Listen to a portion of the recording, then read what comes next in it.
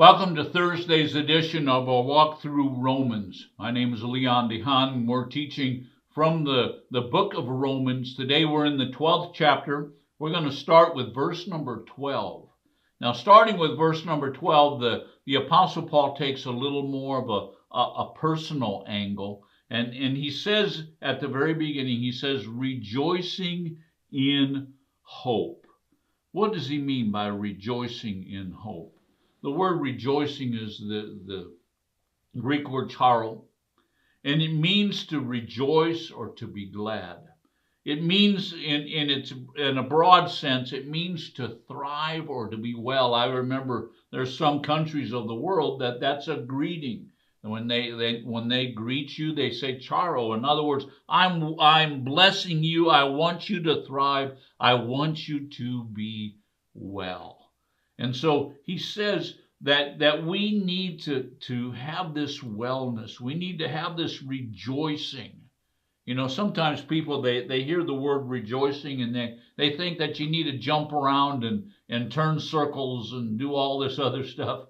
You know what? That's not what rejoicing is. Rejoicing is a deep sense of wellness down on the inside of you, or at least this word for rejoicing. It's just everything is right. Now, notice what he says, rejoicing in hope.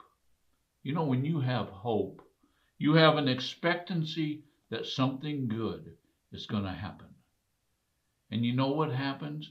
Because of that, on the inside of you, you have this rejoicing, this sense that everything is going to be all right. You know, as Christians, we have a hope. We look towards heaven. We look towards what God is doing in our lives and in our nations and in our communities. We have a hope. And because we have a hope, we can have this inner sense that everything's going to be all right. This inner sense of thriving and this inner sense of everything is well. I'm reminded of the song, It Is Well With My Soul. And you know what? That hope that we have causes us to rejoice. And then the Apostle Paul goes on and he says, persevering in tribulation. A lot of times we don't want to talk about tribulation. We don't want to talk about hard times or times of difficulty. But the Apostle Paul here is saying that we can persevere when we come under pressure. We remain. The word persevering actually means to remain under pressure, to remain under, to stay there. When tribulation comes, when hard times come, that we stay. We don't run off, but that we stay. Now, the word for tribulation, it actually means, to be translated literally, it means to crush. It means to compress. It means to put you in a hard spot. But you know what? In the middle of that hard spot, we can remain. The Greek word, the Greek word for tribulation means to come to break you. But you know what? When that pressure comes, we as believers remain. We stand firm. Moving on to the next little phrase, devoted in prayer. The word devoted means to tarry or to endure. You know, the old timers used to say, we're praying through. You know what? They prayed until they were through. Either they prayed until they were through in faith and they knew that God had answered their prayers, or they just kept praying and praying. And so he says that we need to tarry. We need to continue to pray, to endure in our prayers. We need to endure in prayer, and it's talking about the offering of prayer. It's not necessarily talking about the length of time, but it's talking about constantly offering up prayers. The Apostle Paul also said, Pray at all times. Enduring in prayer. Keep praying. Keep praying. Keep praying. Do you understand? Even when things look like they're not getting through, keep praying. And the next thing that he says is contributing to the needs of the saints. The Greek word for contributing is the Greek word koinonio, and it means to be a partaker in.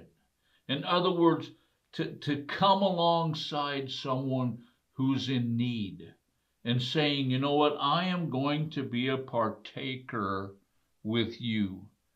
We're going to get through this together.